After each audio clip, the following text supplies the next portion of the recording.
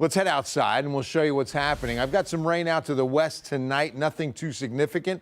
This is 410 at Northwest Military on our Tuesday night. 2 down and 3 to go until the holiday weekend. 81. Skies have been cloudy all day long, and if you took a good look at them, they're tropical clouds now. South wind about 7, dew point 72, because everything's still pouring in from the south, and so the clouds do look just a little bit different. We stole one from summer today, the first day of July, and we're in the 80s. We'll take it. 94 is where we should be. 104 stays in place. Notice that the dew points, again, lower 70s across the entire area because we've got a good bundle of Gulf moisture still moving in from the south. But before we show you that up close, I want to give you a look at Hurricane Flossie taking a good left turn away from central Mexico, also not going to impact Cabo and the Baja, which is a big hot spot for 4th of July weekend. So good news there that this major hurricane is going to be taking a left turn and not impacting too much at all. But look at the amount of moisture that still continues to surge north on the Texas coast.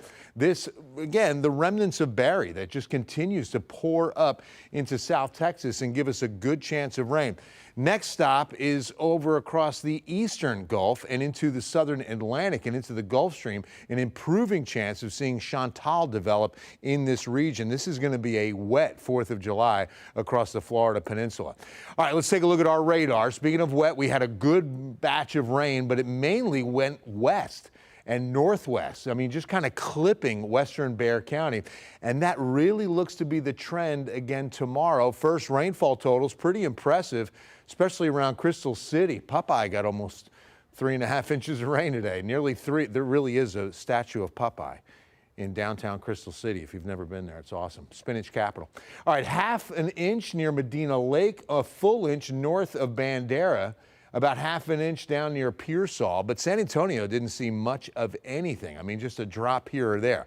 Well, here's the next 24 hours. At 4 in the morning, we're expecting a few sprinkles out there, nothing heavy, but then again, trending west with more heavy rain in the forecast by tomorrow morning at 7. Notice again, we might just get clipped on the eastern edge of this, and then by the afternoon see some healthier downpours. Now, that's one model forecast. Let's see if it's lining up with agreement on the other that we like to see. The HRRR, pretty close to the same, just not as much rain out to the west, but also showing that San Antonio is just on the eastern edge. If you're in Seguin, Gonzales, maybe even New Braunfels, it's really going to hold off until Thursday as far as a better chance of seeing rain for you. All right, 14-day forecast time. Let's step through this from San Fernando Cathedral. Best chances of rain are going to be through Wednesday and again on Thursday, and we could still see some heavy pockets of rain here.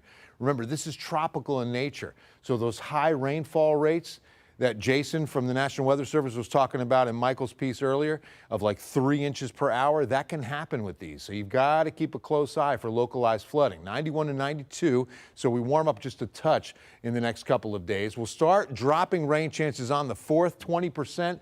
Saturday the 5th, Sunday the 6th, only a 10% chance. These will be garden variety pop-ups. But one thing I want to point out, once we get to next week, the 6th and 7th, you can see we're going to be really heating up. We got some triple digits in the forecast next week. So please remember Project Cool. Remember, we still have the hottest days of summer to come. So the demand's going to come up. This is when we need the fans. So please drop off a new fan at any San Antonio fire station. Speaking of Project Cool, look at PC over there. That's what we call him in the newsroom. That's what